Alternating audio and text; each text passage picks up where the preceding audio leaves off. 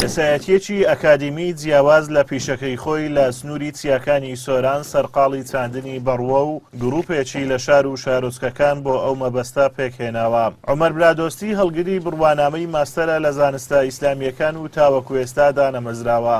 ماوەی 2 ساڵە سەرقاڵی چاندنی بەڕوە لە چیاکانی کوردستان و بەو هۆیەوە نازناوی داهێنەری بیرۆکەی شۆڕشی بەڕووی پێدراوە.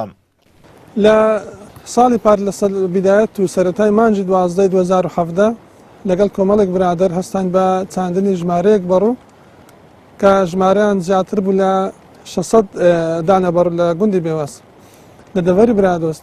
سپاس لەخوا هەر زۆربیان شین بووینە و لەو ساڵش زیاتر تاوەکو ئێستا زیاتر لە 1000 بەڕوومان زیاتر چاندێ لەگەڵ کۆمەڵێک خۆبەخش هەر لە دەڤەری برادۆستەوە بگرە لە ناو شاری سۆران بگرە و لە دەڤەری باڵەکاتی بگرە لە هەندێک شوێنان کە ئەو شوێنانی کە پێیمان گونجاو بوو لەو شوێنانە زیاتر لە 1000 دانە بەڕوومان چاندەوە نیازمان هەیە زیاترش بچێنین.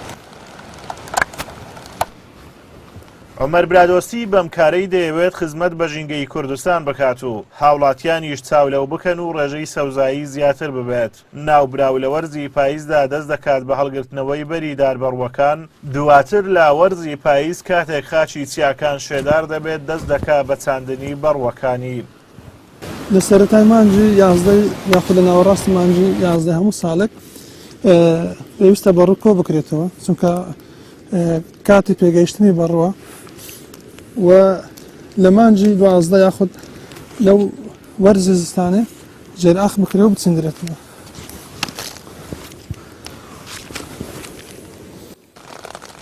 بەڕوو یەکێکە لە دارا بەتەمەنەکان و بە پێی زانیاریەکان تەمەنی دەگاتە 200 تا 400 ساڵ دەژی و لە جیهانی 600 جۆر لە داری بەڕوو هەیە.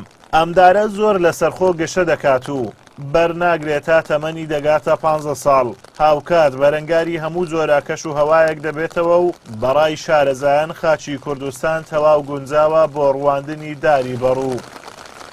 بەڵام داری بەڕوو چەند سیفاتێکی هەیە. یەک لە سیفەتانە دارێکی دێمە پێویستی بە ئاو دانێ نییە، یعنی تەنها ئەوەیە کە مرۆڤ ژێرئاخی بکات و ژێرخۆڵی بکاتن ئیدی بەخۆی گەشە ئاکاتن و یەکی دیکە لە هۆکارانش کە ئێمە پێمان باش و زیاتر گرنگی پێ بدەین بە داری بەڕوو بریتی بوو لە تەمەندرێژی داری بەڕوو کە هەروەکو باس ئەکەن 100 ساڵە 200 ساڵە تاکو 400 ساڵ زیاتریش ئەگەر بێت و تووشی بڕین و لە ناوچوون نەبیتن ئەوە تەمەنی داری بەڕوە.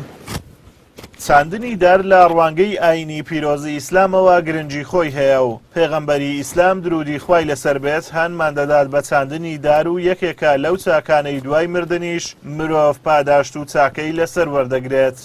ئازادۆمەراوەی کەناڵی ئاسمانی پەیام، سۆران.